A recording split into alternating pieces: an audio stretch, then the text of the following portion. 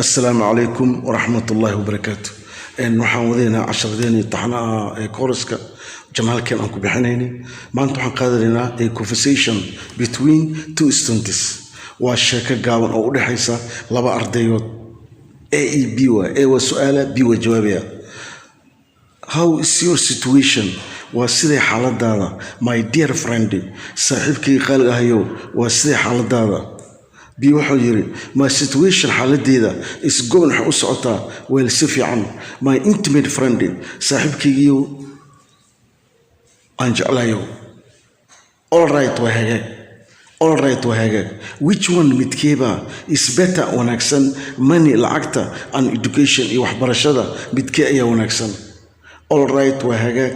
Which one midkeeba is better fiican?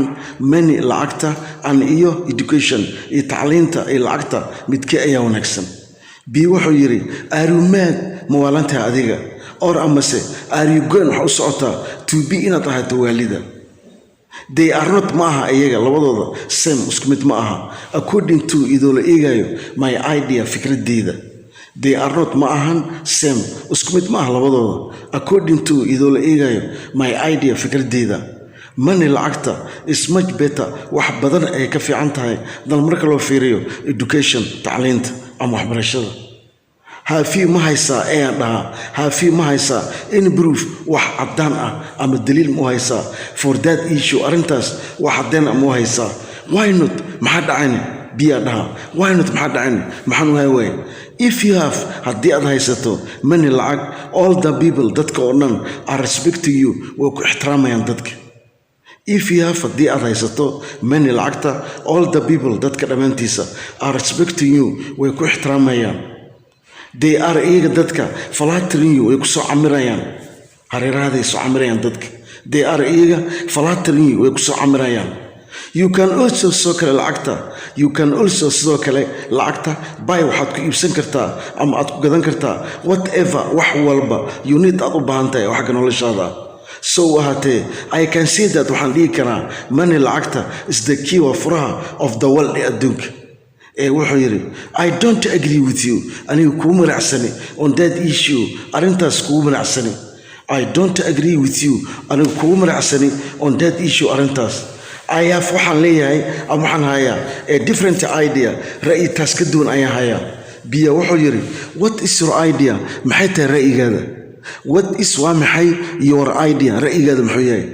wuxuu yiri in my point of view ra'yigayga anuu cabiraya the education tacliinta is better than way ka wanaagsan tahay marka loo fiiriyo money lacagta because maxaa yeelay if you are rich today maanta haddii aad tahay qani ama taajir you can become waxaad noqon kartaa poor faqiir tomorrow bir waxaad noqonaysaa faqiir.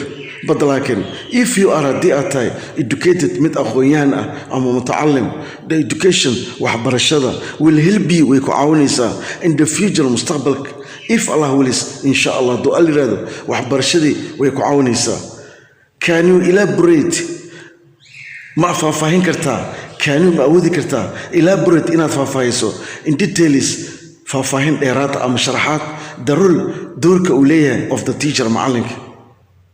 B wuxuu yiri yes the teacher macalinka is a mediator waa dhexdhexaadiye interpreter waa turjumaan waa turjume macalinka waa turjume designer waa naqshadeeye of learning programs barnaamijyada waxbarashada waa midka naqshadeeya oo dejiya oo habeeya and scholars iyo mutacalimiin ayuu soo saaraa macalinka ardayo aqoon-yahano ayuu soo saaraa. sidoo kale wuxuu yahay macalinka administrator waa agaasime. sidoo kale macalinka waa leader hogaamiye and builder waa dhisaha in this country wadankiisa oo dhisaa or ama wuxuu dhisaa population shacabkiisa ama bulshadiisa.